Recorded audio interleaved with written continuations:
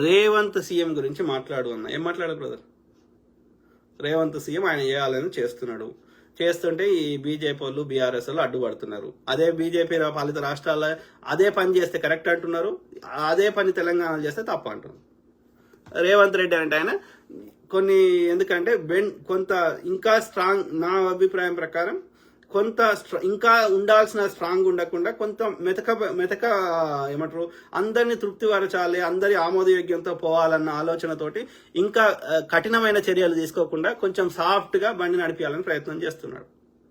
ఇవ్వాలనే చూడు హెచ్సిఏ భూముల గురించి ఆ యొక్క ఏది వాళ్ళు విద్యార్థులను తప్పుదోవ పట్టించి అన్ని చేస్తే ఇప్పుడు మల్లన్న సాగర్ కింద అట్లా గొడవ చేస్తే ఏం చేసిండు కేసీఆర్?